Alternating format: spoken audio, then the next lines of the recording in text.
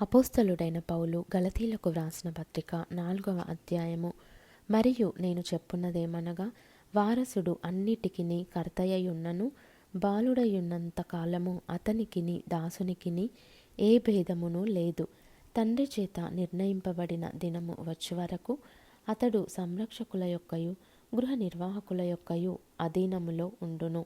అటువలే మనమును బాలురమయున్నప్పుడు లోక సంబంధమైన మూలపాఠములకు లోబడి దాసులమై ఉంటిమి. అయితే కాలము పరిపూర్ణమైనప్పుడు దేవుడు తన కుమారుని పంపెను. ఆయన స్త్రీ యందు పుట్టి మనము దత్తపుత్రులము కావాలనని ధర్మశాస్త్రమునకు లోబడి ఉన్న వారిని విమోచించుటకై ధర్మశాస్త్రమునకు లోబడిన వాడాయను. మరియు మీరు కుమారులై ఉన్నందున నాయన తండ్రి అని మొర్రపెట్టు తన కుమారుని ఆత్మను దేవుడు మన హృదయములలోనికి పంపెను. కాబట్టి నీవిక దాసుడవు కావు, కుమారుడవే. కుమారుడవైతే దేవుని ద్వారా వారసుడవు. ఆ కాలమందైతే మీరు దేవుని ఎరుగని వారై నిజమునకు దేవుళ్ళు కాని వారికి దాసులై ఉంటిరి గాని, ఇప్పుడు మీరు దేవునిని ఎరిగిన వారును మరి విశేషముగా దేవుని చేత ఎరుగబడిన వారునై ఉన్నారు గనుక బలహీనమైనవియు నిష్ప్రయోజనమైనవియునైన మూలపాఠముల తట్టు మరలా తిరుగనేలా, మునుపటి వలె మరలా వాటికి దాసులయుండగోరనేలా మీరు దినములను, మాసములను, ఉత్సవ కాలములను, సంవత్సరములను ఆచరించుచున్నారు. మీ విషయమై నేను పడిన కష్టము వ్యర్థమైపోవునేమో అని మిమ్మును గూర్చి భయపడుచున్నాను. సహోదరులారా, నేను మీ వంటి వాడనైతిని గనుక మీరును నా వంటి వారు కావాలెనని మిమ్మును వేడుకొనుచున్నాను. మీరు నాకు అన్యాయము చేయలేదు. మొదటిసారి శరీర దౌర్బల్యము కలిగినను నేను సువార్త మీకు ప్రకటించితినని మీరెరుగుదురు.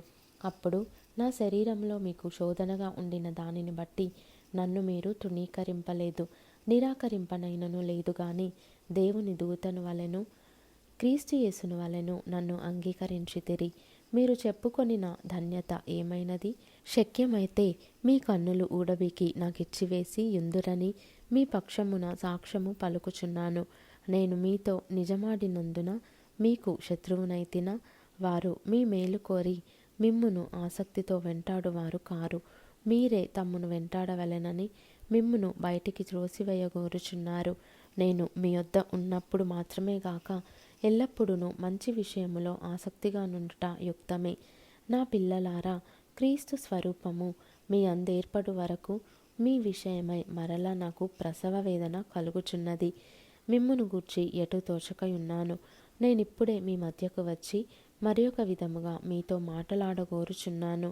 ధర్మశాస్త్రమునకు లోబడి ఉండగోరు వారలారా, మీరు ధర్మశాస్త్రము వినుటలేదా?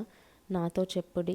దాసి వలన ఒకడును, స్వతంత్రురాలి వలన ఒకడును, 2 కుమారులు అబ్రహామునకు కలిగిరని వ్రాయబడి ఉన్నది గదా. అయినను దాసి వలన పుట్టినవాడు శరీర ప్రకారము పుట్టెను, స్వతంత్రురాలి వలన పుట్టినవాడు వాగ్దానమును బట్టి పుట్టెను. ఈ సంగతులు అలంకార రూపకముగా చెప్పబడి ఉన్నవి. ఈ స్త్రీలు 2 నిబంధనలై ఉన్నారు. వాటిలో ఒకటి సీనాయి కొండ సంబంధమైనదై దాస్యములో ఉండుటకు పిల్లలు కనును. ఇది హాగరు. ఈ హాగరు అనునది అరేబియా దేశములో ఉన్న సీనాయి కొండయే.